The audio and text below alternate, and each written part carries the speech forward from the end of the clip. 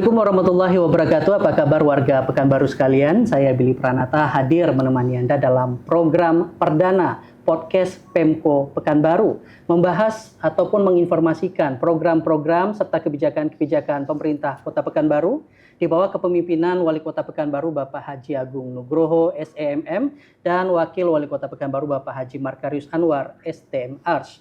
Dan di edisi perdana ini kami mengangkat tema mengenai menuju Pekanbaru bebas macet dan tertib parkir. Dan di edisi perdana ini juga nanti kita akan membahas beberapa persoalan yang ada di Kota Pekanbaru berkaitan dengan kebijakan penurunan tarif parkir, penataan parkir liar, kemacetan lalu lintas, hingga kebijakan pengaturan angkutan berat masuk kota. Nah, untuk berbincang ataupun membahas ini lebih dalam, kita sudah menghadirkan narasumber kita, PLT Kadishub Kota Pekanbaru Bapak Sunarko. Apa kabar Pak Kadis? Alhamdulillah baik. Terima kasih Pak Kadis ini sudah hadir di sini untuk berbagi informasi kepada warga Kota Pekanbaru mengenai kebijakan-kebijakan berkaitan dengan tadi penurunan tarif parkir, penataan parkir liar, kemudian juga pengentasan kemacetan lalu lintas dan juga mengenai regulasi pengaturan angkutan berat masuk kota. Nah, berbicara mengenai penurunan tarif parkir ini kan sudah menjadi sebuah program unggulan dari Wali Kota Pekanbaru sejak dilantik, bahkan Bapak Wali Kota pasca dilantik langsung menerbitkan perwakko untuk menurunkan tarif kendaraan bermotor, begitu parkir kendaraan bermotor. Nah, sebenarnya kebijakan ini seperti apa dan saat ini di lapangan realisasinya seperti apa Pak Kadis? Mungkin bisa dijelaskan sehingga warga Pekanbaru juga paham, karena fenomenanya di lapangan masih juga banyak laporan-laporan masyarakat bahwasanya ada juru-juru parkir yang masih menarik parkir di luar ketentuan yang sudah ditetapkan oleh Pemko Pekanbaru itu sendiri. Baik, terima kasih. Mengenai tarif parkir yang menjadi kebijakan Pak Wali Kota, ini adalah merupakan agenda dari Bapak Wali Kota sendiri untuk menurunkan tarif parkir. Tarif parkir sendiri ini adalah upaya dari pemerintah khususnya adalah untuk mengurangi biaya. Artinya biaya masyarakat khususnya di perparkiran yang mungkin serasa saat ini mungkin dirasakan sangat memberatkan bagi warga. Ini adalah langkah yang cukup bagus ya, kira-kira untuk pada saat yang masa-masa seperti ini gitu. Nah, ini yang masa-masa yang cukup bagus menjadi program unggulan dari Bapak Wali Kota kita. Nah, pelaksanaannya, kebijakannya yang sudah dilakukan adalah telah menerbitkan Perwakko nomor 2 tahun 2025, di mana tarif itu ada penurunan untuk yang roda 4 dari 3.000 menjadi 2.000 dan dari yang roda 2 dari 2.000 menjadi 1.000. Inilah salah satu langkah yang saya kira juga perlu kita bersama-sama mensosialisasikan bagaimana pelaksanaan ini bisa dijalankan dengan baik di lapangan. Upaya-upaya kami yang sudah kami lakukan, saya kira sosialisasi juga sudah dilaksanakan. Ini yang paling penting adalah bagaimana dengan sesama dimulai dari sosialisasi terhadap juru parkir, terhadap koordinator, terhadap kontraktor yang selama ini menjalankan parkir yang ada di Pekanbaru. Ini yang paling penting dan ini secara bertahap sudah kita lakukan. Memang masih di beberapa tempat titik gitu ya. Tadi masih ada beberapa juru parkir yang masih ada di melakukan pembayaran tarif parkir yang masih pakai yang lama. Tugas kami sebagai di Dinas Perhubungan melalui UPT Perparkiran juga sudah kami laksanakan upaya-upaya untuk melakukan pengawasan tersebut. Jadi misalnya sekarang kita membutuhkan adalah informasi, khususnya juga informasi dari masyarakat selain kita sendiri yang harus sosialisasi turun. Saya ambil contoh misalnya ada informasi bahwa ada kenaikan parkir. Di situ langsung kita turunkan untuk tim yang akan menangani terhadap jukir yang nakal yang misalnya sudah diberi informasi tentang penurunan tarif tapi tetap tidak melaksanakan. Secara institusi sudah kita panggil. Tahap pertama mungkin kita sosialisasikan ulang peringatan kepada yang bersangkutan. Apabila sudah beberapa kali diingatkan, hari itu juga kita drop untuk menjadi juru parkir. Ini langkah-langkah kami yang untuk di awal ini juga, dan sampai sekarang pun masih kita laksanakan pengawasan secara rutin kepada jukir-jukir yang nakal atau yang masih belum melaksanakan dari program penurunan tarif parkir tersebut. Ini sebenarnya yang kita lakukan. Baik Pak Kadis, jadi sebenarnya pelaku-pelaku yang menarik tarif parkir di luar ketentuan ini memang juru parkir resmi atau justru juru parkir yang liar yang juga banyak di Kota Pekanbaru ini? Memang Pak? kalau di juru parkir yang resmi pun masih melakukan itu. Selain itu juga masih ada yang liar mungkin yang tidak selama ini tempat titik-titik parkir yang tidak terdaftar. Akan tetapi pada saat dia misalnya merupakan juru parkir resmi, langkah pertama yang kita ambil adalah peringatan. Peringatan pertama dengan secara tertulis dia akan dia membuat pernyataan bahwa tidak akan mengulangi lagi. Dan apabila diulangi lagi, maka si koordinatornya parkirnya harus mengganti dari juru parkir itu. Jadi langsung kita tindak di tempat. Ini langkahnya yang sudah kita lakukan. Nah, terkait upaya penertiban tarif parkir, pengurangan tarif parkir tadi Pak Kadis, ini apakah tidak berpengaruh terhadap standar pengamanan atau pelayanan kepada masyarakat sendiri, Pak Kadis? Saya kira harusnya tidak mengurangi standar pelayanan karena juga kan sebanding ya dari penurunan tarif parkir juga ada penurunan daripada kewajiban yang harus disetor kepada pemerintah. Saya kira sebanding dengan itu yang kita laksanakan. Jadi ada evaluasi terhadap berapa yang harus dibayarkan kepada pemerintah retribusinya itu. Sehingga sebenarnya tidak ada alasan untuk tidak melakukan ketentuan tersebut. Ini yang sudah kita lakukan. Secara terus-menerus kita melakukan sosialisasi kepada masyarakat, kepada jukirnya. Nah kita mengimbau juga dari masyarakat juga harus paham juga, harus melaksanakan sesuai ketentuan juga. Kalau memang jangan sampai dia membayar lebih dari itu. Gitu. Diupayakan paling tidak sesuai lah dengan tarif yang telah ditentukan. Baik. Nah ini kalau tadi di hasil dari pengawasan pihak dinas sendiri, bahwasanya masih ada jukir-jukir yang menarik tarif parkir di luar ketentuan. Ini penyebabnya apa nih? Memang kemauan sendiri atau memang belum tahu tentang regulasi penurunan parkir itu sendiri, Pak Kadis? Saya kira seluruh jukir sudah tahu. Sudah tahu ya, tadi ibaratnya bahwa kadang-kadang kan ada dua hal kadang-kadang masyarakat sendiri kadang-kadang mengasih lebih. Baik. Kadang-kadang misalnya kelakuan jukir itu sendiri gitu kan. Dia tahu tapi pura-pura tidak tahu gitu kan. Yang seharusnya dia bayar 2.000 tetap dipungut 3.000. Nah, peran masyarakat juga harus saling koreksi gitu ya untuk bagaimana menerapkan kebijakan ini. Baik. Ini yang terjadi sekarang. Baik. Nah, ke depan Pak Kadis mungkin barangkali upaya pencegahan yang dilakukan oleh Dinas Perhubungan Kota Pekanbaru sendiri agar tindakan-tindakan serupa tidak terulang yang barangkali ini akan menjadi catatan juga bagi masyarakat nanti kan Pak Kadis, seperti apa? Ke depan bukan ke depan aja ya, mulai saat ini pun kami selalu sosialisasi. Kami turun ke lapangan, mengevaluasi apa yang terjadi di lapangan. Terutama ini dengan adanya medsos ini juga kami sangat bersyukur sekali ada keluhan masyarakat. Jadi kami di dinas sendiri juga sekarang harus menginventarisir tuh tiap hari di mana lokasi yang terjadi. Misalnya ada komen masyarakat, misalnya terjadi pemungutan retribusi yang di atas kebijakan itu, kami akan datang. Meskipun itu kami harus melototin ini medsos-medsos yang mana keluhan masyarakat khususnya di parkir ini, langsung kami tindak, kita datangi. Artinya itu kita jadi punya program kontak kami. Informasi untuk pengaduan. Sudah ada kontak informasinya di pengaduan tersendiri, sehingga selain kontak pengaduan juga kami memonitor dari medsos-medsos yang ada.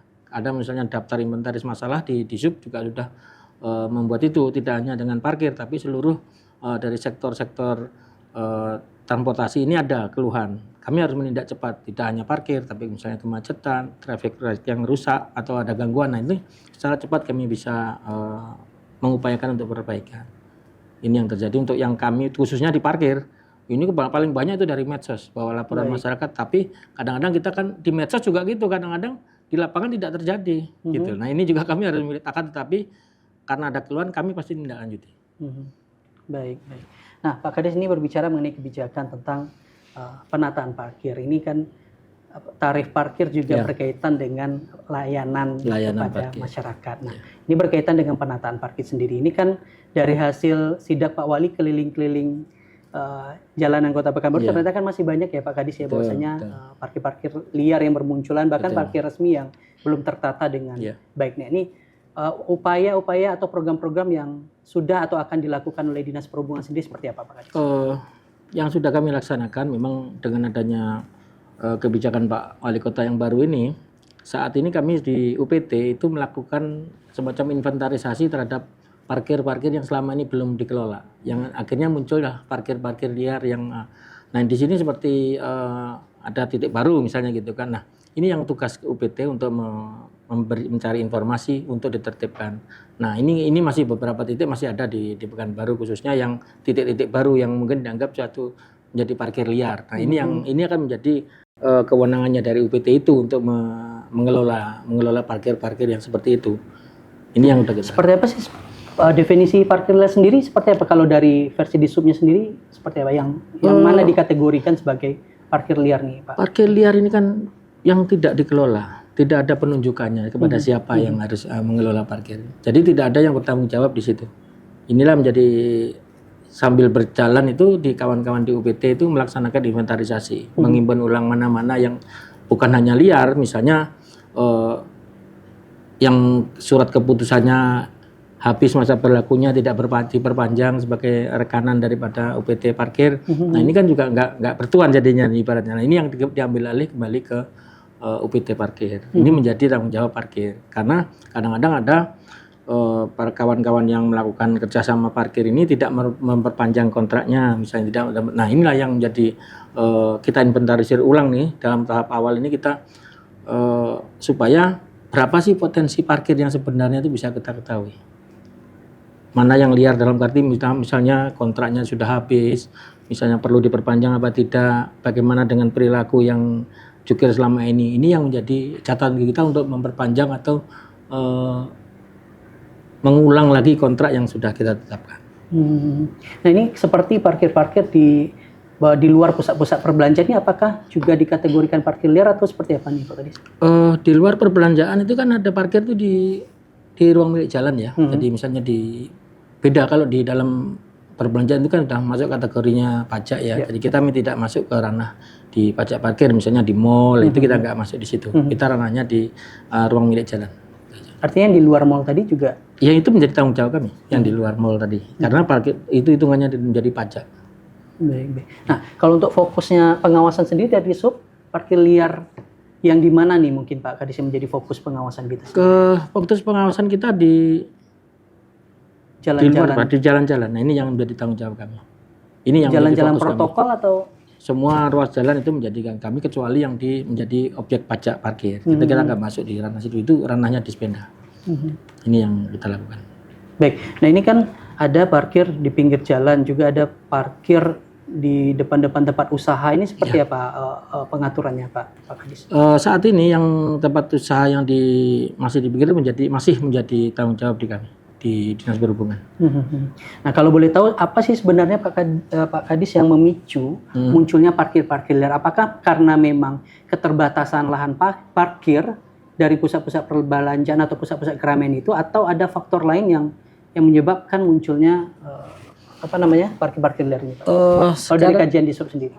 Sekarang kan kita lihat nih, misalnya ada potensi-potensi baru yang misalnya orang ada usaha baru, buka warung bakso baru, sehingga kan sekarang kan lagi trennya nih banyak jenis-jenis usaha baru yang menimbulkan bangkitan baru untuk melakukan parkir. Nah ini yang menjadi hal baru. Ini harusnya didaftarkan dulu kalau memang mau nggak liar ya harus didaftarin dulu. Karena di kita juga mencatat potensi-potensi mana yang akan menjadi pendapatan daerah. Jadi ini yang menjadi supaya tidak liar harus didaftarin dulu, harus mau mengajukan kerjasama dulu dengan pemerintah. Saya kira itu. Nah ini kan juga masih ada keluhan dari masyarakat Pak Kadis. Ketika mereka parkir di lingkungan pemukiman barangkali Pak Kadis, ke warung satu, pindah ke warung lain, ini juga menjadi sorotan Pak Wali kan. Betul, ya. Ini seperti apa pengaturannya Pak Kadis? Apakah ada pengaturan khusus terkait parkiran barangkali di lingkungan pemukiman tadi ya?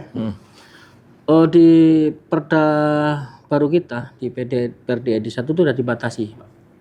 Jadi sekarang sudah tidak ada lagi parkir yang ada di pemukiman, di kawasan pemukiman. Jadi parkir yang seperti Bang Billy sampaikan tadi itu sudah tidak ada lagi. Kategori-kategori parkir mana itu sudah ditetapkan. Jadi termasuklah di jalan lingkungan. Itu sebenarnya sudah tidak ada lagi. Kalau di pasar-pasar kaget seperti itu Pak Kadis? Kaget masih dalam kategori itu. Jadi asal dia tidak di dalam misalnya lingkungan, kawasan pemukiman itu tidak kita pungut di parkir itu. Baik.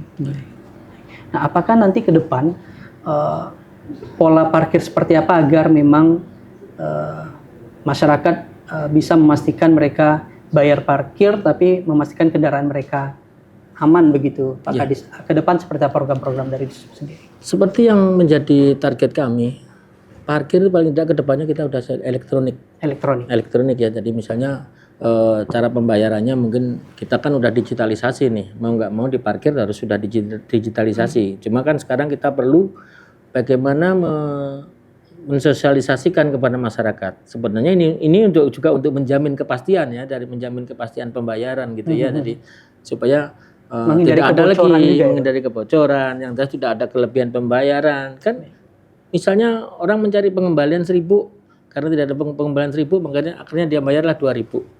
Nah, si juru parkir juga tidak menyediakan pengembalian itu. Nah, ini yang untuk menghindari hal tersebut paling bagus adalah dengan digitalisasi itu. Ada dengan e-money itu. Nah, itu sudah menjadi kebijakan kita sebenarnya. Dan itu juga menjadi target dari Pak Wali Kota kita, bagaimana digitalisasi parkir itu harus kita terapkan. Seharusnya kita juga sudah memulai untuk itu. Memang kemarin juga sudah pernah dilakukan, mungkin karena belum efektif ya, mungkin kita perlu efektifkan lagi ke depan ini. Mungkin tata kelolanya kita rubah. Kalau dari kesiapan teknologi, sistem? Saya kira nggak ada masalah sebenarnya, tapi tinggal kita pola tata kelola. Nah, kita juga menunggu hasil kajian yang terbaru ya, mungkin mudah-mudahan ini secepatnya udah bisa kita dapatkan lagi untuk yang pola-pola yang baru untuk tata kelolanya. Swakelola atau nanti ke pihak ketiga? Enggak, ini tata kelola ya, tata kelola. Masalah dengan pihak ketiga itu kan tata kelola di lapangan, tapi internal di kita harus ada tata kelolanya. Masalah misalnya bagaimana pengelolaan uang, apa digitalisasi apa tidak. Ini yang paling penting gitu. Sehingga sosialisasi ke masyarakat itu tepat gitu. Baik. Nah, Pak Kadis, kita beralih ke persoalan lainnya. Ini berbicara Kota Pekanbaru yang saat ini bahwasanya perekonomian Kota Pekanbaru kita tahu bahwasanya terus tumbuh dan berkembang. Nah, ini juga akhirnya membuat lalu lintas di Kota Pekanbaru menjadi ramai, bahkan kerap macet, khususnya di persimpangan-persimpangan jalan. Nah, melihat fenomena ini, upaya-upaya ataupun program yang sudah dilakukan oleh Dinas Perhubungan untuk mengurai ataupun mengatasi kemacetan di jalan-jalan, khususnya jalan-jalan protokol di Kota Pekanbaru. Ya. Kita lihat ya, pertumbuhan di Pekanbaru itu sangat pesat. Kita harus kita akui ya. Jadi perbandingan antara pertumbuhan kendaraan, pertumbuhan penduduk dibandingkan pertumbuhan infrastruktur kan tidak sebanding. Itu juga harus kita pahami bersama di Pekanbaru sebagai kota yang benar-benar kemajuannya itu cukup pesat, pertumbuhannya cukup tinggi. Di Pekanbaru itu ada 3 juta perjalanan per hari. Bayangkan dengan 3 juta perjalanan per hari. Nah, ini dengan daya tampung kita yang seperti itu, mau tidak mau kita harus siap dengan kondisi itu. Sehingga pertumbuhan ekonomi juga akan semakin cepat ya gitu. Nah, infrastruktur ini yang harus kita perlu dukung. Memang di beberapa titik kita ya dengan adanya pertumbuhan masyarakat kan bertambah kepada kemacetan. Nah, ini harus kita cari solusi nih, bagaimana mengatasi kemacetan di beberapa titik. Kita harus membangun misalnya infrastruktur traffic control di simpang-simpang, harus kita modernisasi, monitoring. Bagaimana kita mengendalikan misalnya di ruas dan di simpang. Nah, ini yang menjadi salah satu target. Nah, ada fenomena baru, misalnya kita zonasi barat, misalnya wilayah Panam gitu ya. Sekarang kan yang menjadi tren kan di Subrantas. Nah, Subrantas itu juga pertumbuhan masyarakat di kawasan di Pekanbaru sendiri juga tinggi. Nah, ditambah lagi pertumbuhan masyarakat yang di sekitar Pekanbaru. Di perbatasan yang bukan menjadi wilayah baru tertumbuh di Jalan Subrantas. Ini kita juga sedang kaji evaluasi.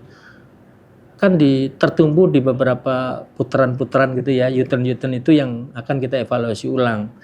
Nah, di samping itu juga problemnya adalah ada juga misalnya paukah misalnya. Ini juga salah satu penyebab, di samping keterbatasan jaringan jalan, juga ada faktor di manajemen lalu lintasnya juga yang perlu kita perbaiki. Bagaimana penataan U-turn, penataan simpang, manajemen rekayasa di simpang seperti apa. Karena distribusi perjalanan yang 3 juta tadi yang harus kita distribusikan, bagaimana distribusi supaya rata. Ini mekanisme seperti apa? kebetulan dengan tahun ini alhamdulillah Pak Wali Kota memberikan kami tambahan untuk membangun infrastruktur baru. Mudah-mudahan kita setelah ini bisa lah mengupayakan untuk mengurangi beberapa titik kemacetan yang akan kita selesaikan. Dalam bentuk apa Pak Kadis? Kami di infrastruktur khususnya di traffic control. Insya Allah di beberapa titik akan yang traffic control yang selama ini mungkin banyak yang rusak, mungkin lampunya tinggal 1, 2, itu kan itu juga salah satu penyebab siklusnya yang misalnya alat kontrol kita yang sudah tua ini akan kita remajakan. Nah ini perlengkapan ini kita butuhkan. Di samping kita memperbaiki jaringan jalan, misalnya dengan adanya mengurangi hambatan-hambatan samping. Di kemacetan juga terjadi di gangguan samping. Misalnya PKL, ada PKL, pemanfaatan badan jalan yang di luar fungsinya. Parkir ini juga tadi, salah mengganggu, salah satunya parkir. Nah, kami juga concern di parkir. Mungkin hari ini mungkin ya tadi ada kami gabungan dengan Lantas, Satpol PP. Misalnya di kawasan Diponegoro, di rumah sakit, mungkin hari ini kita tertibkan tuh. Supaya tidak terjadi kemacetan di jalan Diponegoro yang selama ini mungkin dilarang parkir, dipakai parkir. Nah ini yang sudah kita atasi. Jadi sebenarnya penyebab kemacetan di Kota Pekanbaru itu mengenai luas jalan, jaringan jalan, panjang jalan kita tidak sebanding dengan kendaraan yang bertumbuh. Kalau terkait dengan ketertiban lalu lintas masyarakat ini juga menjadi penyumbang kemacetan nggak Pak Kadis kalau kita lihat? Ketertiban masyarakat misalnya di simpang, dia tidak tertib di simpang. Bagaimana, kapan dia harus berhenti, kapan dia misalnya berlalu lintas sendiri pun ada tata caranya gitu kan, saling gimana menyalip, tertib di jalan apa tidak. Ini juga sangat berpengaruh ya, yang ikuti marga jalan apa tidak. Ini juga sangat berpengaruh gitu kan. Tertib nggak misalnya karena jaraknya dekat dia melawan arus, misalnya ada U-turn dekat, atau dia melawan arus. Nah, ini kan juga gangguan. Tapi yang paling penting adalah gangguan sebagian besar adalah gangguan samping. Misalnya ada kaki lima, terus misalnya parkir tadi, yang paling banyak problem di situ. Dan yang paling penting adalah banyaknya sekarang pertumbuhan kendaraan itu juga semakin cepat. Kita harus mengimbangi itu, gitu. Supaya kita untuk bisa mengendalikan lalu lintas harus mengimbangi pertumbuhan tadi. Ini yang sedang kami lakukan evaluasi. Nah, kebetulan dengan Pak Wali Kota baru ini, Pak Wali Kota Pak Agung, kita diberi tambahan lah untuk bagaimana memperbaiki beberapa, meskipun belum bisa semuanya tapi bertahap.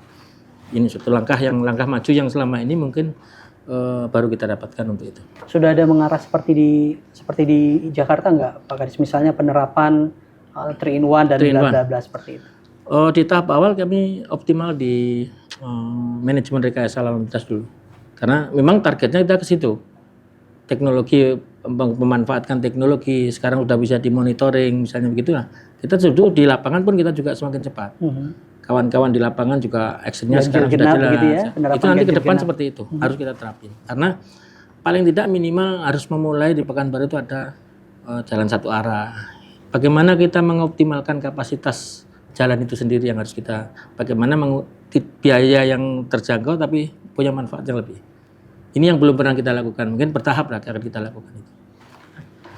Barangkali ada juga berkaitan dengan transportasi massal kita Pak Kadis yang dalam menekan kendaraan pribadi untuk turun ke jalan gitu Pak Kadis.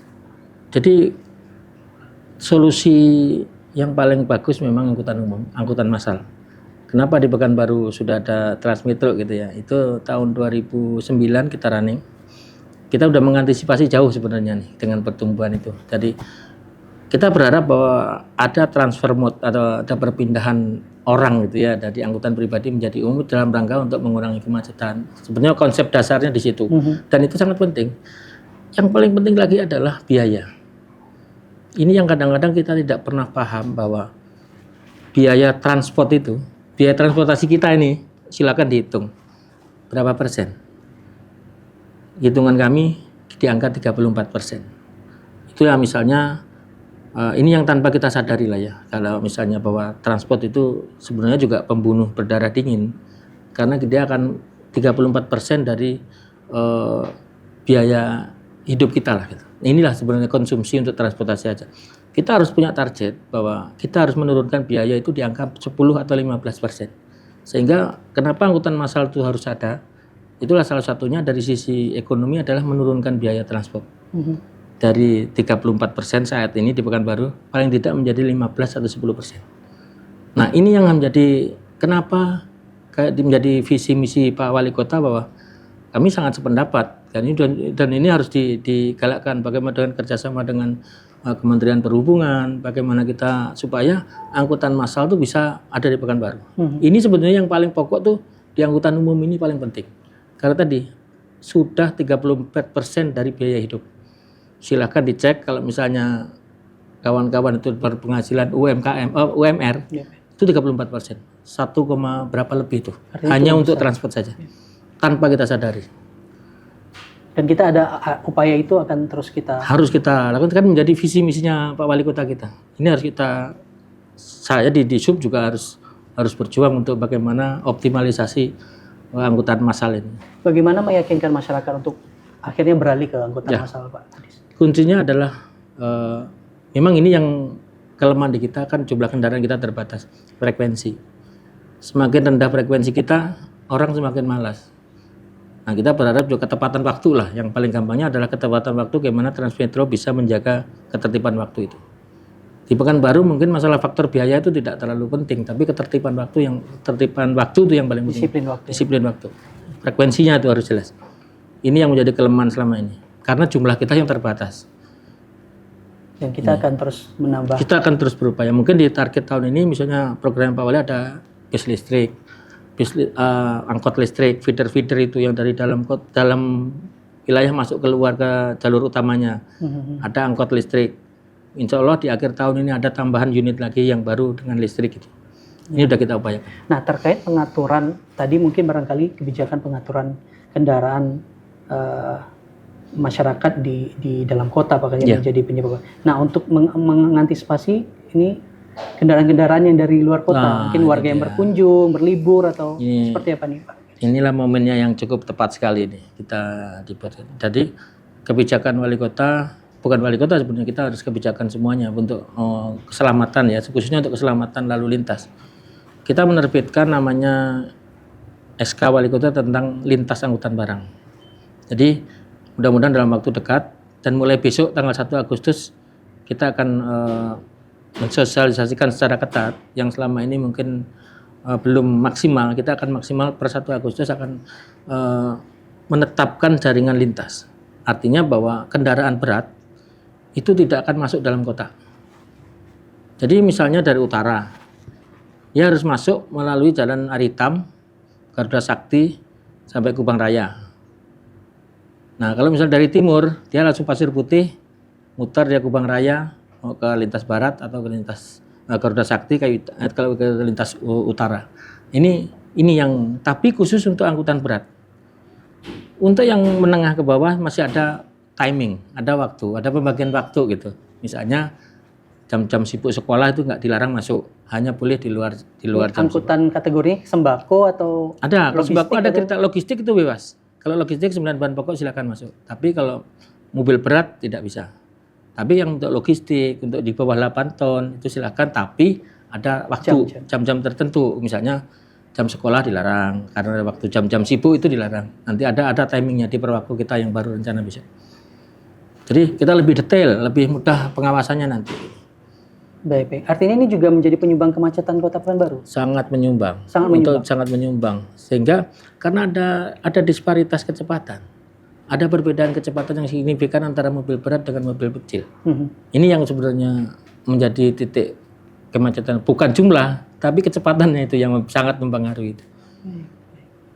Nah ini terkait pengawasan di perbatasan-perbatasan kota yang tadi berkaitan dengan angkutan berat masuk kota. Ini seperti apa pengawasan sehingga ini kan sebenarnya pengaturan juga sudah ada waktu. Dulu juga sudah ada. Cuman kan memang banyak pelanggaran-pelanggaran di lapangan yang terjadi. Nah ini dari sisi pengawasan kita sendiri ke depan seperti apa Pak Adis? Mungkin selama ini kita di SK kita itu hanya mengatur lintas ya. Mengatur lintasannya saja. Tidak ada mengatur jenisnya, kapan waktunya, bagaimana cara mengangkutnya. Nah ini yang paling penting di yang baru. Jadi yang baru ini akan terseleksi betul. Jadi mobil yang boleh lewat itu yang mana, rutenya mana, jenis kendaraannya apa gitu. Jadi kalau misalnya yang nggak boleh masuk itu adalah mobil berat, artinya mobil yang MST di bawah di atas 8 ton. Jadi mobil berat itu yang tronton, yang apa itu nggak boleh masuk lagi. Nah, kami di sub akan membentuk tim, gitu, ada timnya yang khusus menangani. Selain juga di sub juga ada tim gabungan dari beberapa instansi. Ada kepolisian, ada Satpol PP di situ, ada Polda, ada Polresta. Nah, ini beberapa rekan-rekan samping itu yang akan ikut di situ. Nah, kita juga memperbaiki, ada beberapa pos yang selama ini nggak kita operasikan itu sekarang. Misalnya pos di Garuda Sakti, itu akan ada tim pengamanan. Dan mudah-mudahan traffic control juga akan kita perbaiki untuk di jalan-jalan nasional itu. Ini yang kita lakukan. Baik. Nah, Pak Kadis, dari beberapa persoalan yang kita bahas, barangkali apa yang menjadi kendala terbesar di sub selama ini dalam mengatasi persoalan-persoalan ini, Pak Kadis? Apakah memang dari sisi regulasi, dari sisi personil, atau dari sisi mungkin sisi eksternal dari pemerintah sendiri? Sebetulnya problem kita di infrastruktur penunjang juga ya sangat mempengaruhi. Di samping itu yang paling penting adalah pertumbuhan kendaraan itu sendiri juga sangat mempengaruhi. Karena distribusi perjalanan di Pekanbaru itu kan daerah lintasan, khususnya angkutan berat ini ya. Pekanbaru termasuk di jalur lintas timur Sumatera. Mau tidak mau jaringan lintas nasional itu ada di Pekanbaru. Tidak bisa kita menutup jadi misalnya distribusi perjalanan misalnya yang level tingkatnya nasional gitu kan.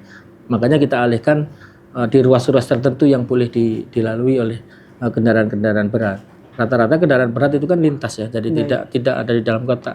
Kalau di dalam kota hanya distribusi. Saya kira ada peluang untuk kenapa dilarang masuk, kan dia dikasih kesempatan waktu. Misalnya nanti malam saja masuknya. Karena sifat barang itu sendiri juga masih bisa menunggu lah gitu. Paling melangsir dari gudang kan ke gudang. Saya kira waktu masih bisa diterapkan di situ. Baik. Nah, ini sebagai penutup perbincangan kita, Pak Kadis, barangkali ada yang ingin disampaikan kepada masyarakat sehingga memang apa yang menjadi target-target dari Dinas Perhubungan sendiri, khususnya terhadap persoalan yang kita bahas tadi ini bisa terrealisasi dengan maksimal. Ada satu yang belum kita bahas tadi mungkin adalah masalah kemacetan yang diakibatkan oleh Pak Oga. Nah, Pak Oga ini juga salah satu penyumbang di perkotaan khususnya di U-turn yang selama ini terjadi. Mungkin bisa kita lihat ya, mungkin sekarang saat ini udah menjamur Pak Oga itu seperti terorganisir. Nah, ini Pak Oga ini dah yang salah satu menjadi penyebab kemacetan di ruas. Ada kecepatan yang tertunda di situ dengan adanya dia membagi orang kapan harus berjalan. Ini kan ada yang terganggu di belakangnya gitu ya. Nah, kita berharap ini nggak ada Pak Oga lagi. Nah, kenapa tidak Pak Oga? Di Pak Oga sendiri kan sudah ada perdanya yang melarang kita untuk ini saran saya bahwa kita sebagai pengguna jalan jangan juga memberi peluang untuk mengasihi Pak Oga tadi. Karena kita juga pelanggaran ini, masalah di pelanggaran perda juga dilarang kita memberikan tip itu aja dilarang gitu. Artinya mari kita sama-sama bagaimana si Pak Oga ini juga tidak ada di jalan. Dan perlu diketahui Pak Oga ini kadang-kadang juga bukan karena masyarakat merasa terbantu, Pak Kadis. Saya kira kok tidak. Saya kira tidak. Karena sudah jelas itu masa akan mengganggu yang ada di belakangnya. Nah, tinggal kitanya nih. Nih sebagian besar juga Pak Oga ini kadang-kadang juga bukan orang Pekanbaru gitu. Ini yang harus kita waspadai juga. Dan ini kawan-kawan yang di lapangan ini juga sangat beresiko di lapangan menghadapi hal-hal seperti ini juga harus ada kekerasan seperti itu kan. Nah, makanya itu di Pak Oga ini kami dengan tim, dengan Satpol PP, dengan Dinas Sosial kerjasama nih. Mungkin di beberapa hari ini kita selalu intens nih mengadakan sosialisasi pengawasan terhadap Pak Oga ini. Paling tidak minimal untuk mengurangi kemacetan-kemacetan ini. Silakan dilihat misalnya di Jalan Sudirman, Jalan Arifin Ahmad, Jalan Nangka, Jalan Suprantas ini sebagian besar di situ. Mudah-mudahan dengan adanya tim bersama ini, gabungan ini kita bisa menekan angka kemacetan ini. Baik, ada lagi Pak Kadis yang mau disampaikan Pak Kadis? Saya kira himbauan ya. Mungkin saya kepada warga Pekanbaru, saya kira mari kita tertib lalu lintas, ikuti aturan main. Yang penting adalah jangan memberikan tips kepada Pak Oga. Baik. Saya kira itu. Baik, terima kasih Pak Kadis sudah berbagi informasi di podcast edisi perdana ini. Mudah-mudahan ini masyarakat yang warga Pekanbaru khususnya yang menonton ini dapat paham mengenai program-program, upaya-upaya yang sedang dilakukan oleh pemerintah Kota Pekanbaru dalam mengatasi khususnya persoalan tadi penataan parkir, kemacetan lalu lintas dan keberadaan angkutan berat dalam dalam kota ini tadi. Dan mungkin sampai di sini pertemuan kita Pak Gadis. Terima kasih atas perhatian Anda. Saya Billy Pranata undur diri. Assalamualaikum warahmatullahi wabarakatuh. Waalaikumsalam warahmatullahi wabarakatuh.